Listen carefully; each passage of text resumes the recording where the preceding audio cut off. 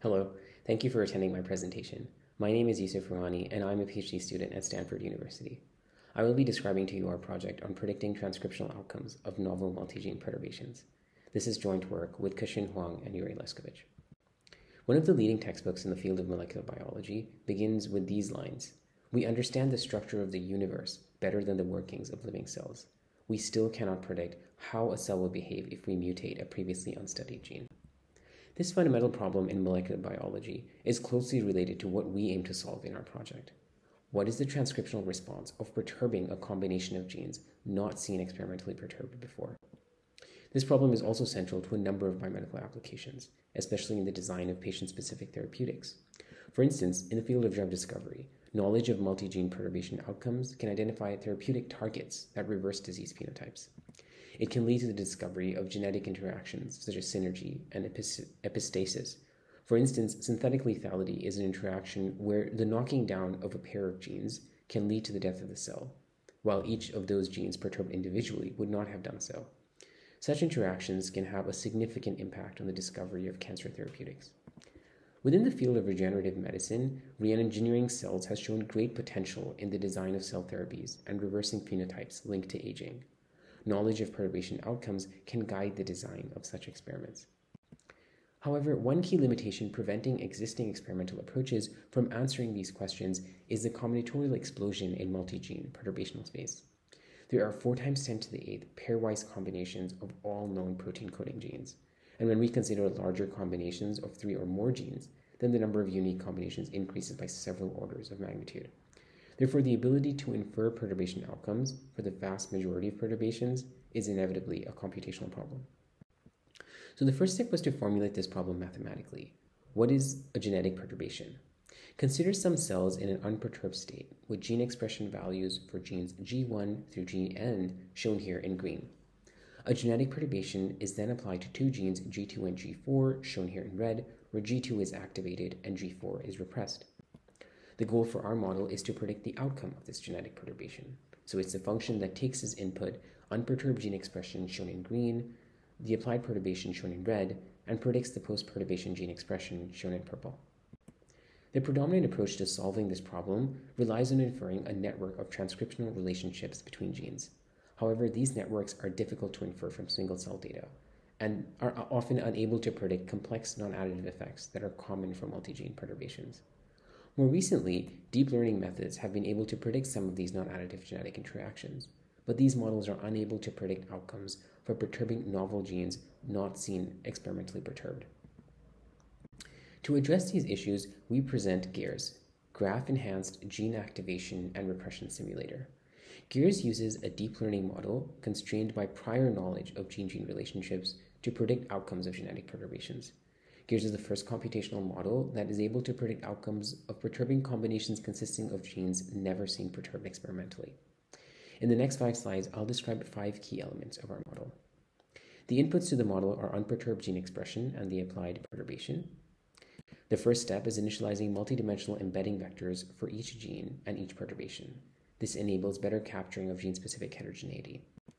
Next, we simulate a perturbation by combining the embedding vectors for each gene G1 through Gn with those for each applied perturbation, in this case P2 and P4. GARES is thus generalizable to perturbation sets of arbitrarily many genes. Next, we incorporate prior knowledge of how these genes are related to one another.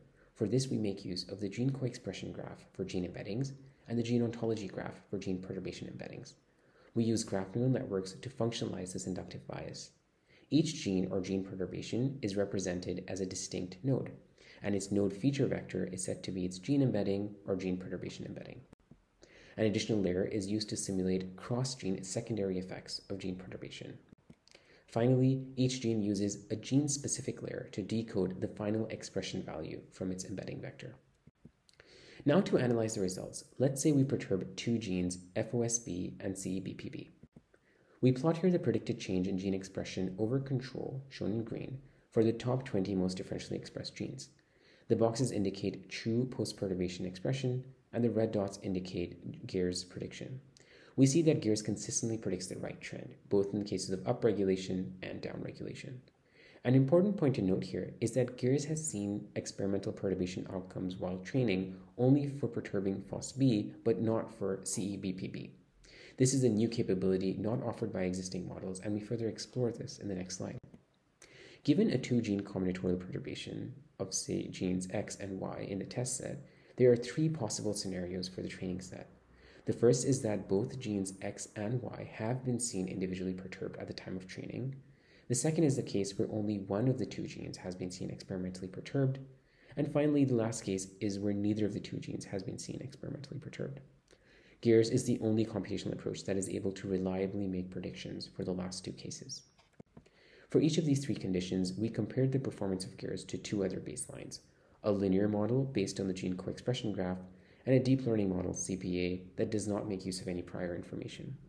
We see a consistent performance improvement of over 45% across all generalization conditions. We also validated whether Gears was learning non-additive effects of multi-gene perturbation. The yellow hatched bars here indicate perturbation outcomes of perturbing PTPN12 alone or ZBTB25 alone.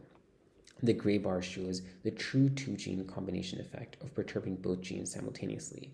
This far exceeds the sum of the effects of the two individual perturbations, thus indicating a synergistic interaction.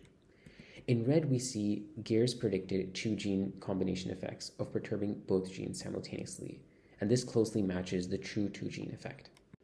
When looking across more genes, we notice the same trend of picking up non-additive effects across different interaction types, such as synergy in the case of ALAS2 and HBA1, suppression in the case of HIST-H1C, and neomorphism in the case of TUFM.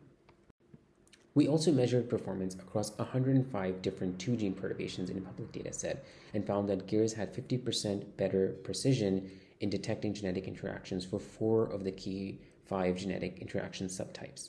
Gears was also twice as accurate in predicting the strongest interactions. So in summary, Gears is the first computational approach to reliably predict perturbation outcomes for combinations of genes not seen experimentally perturbed. Gears uncovers significantly larger regions of combinatorial perturbation space and helps design new perturbation experiments. Thank you for listening. Here are links to the code and the website for further details and results. I would like to thank my collaborators and advisors for their help on this project.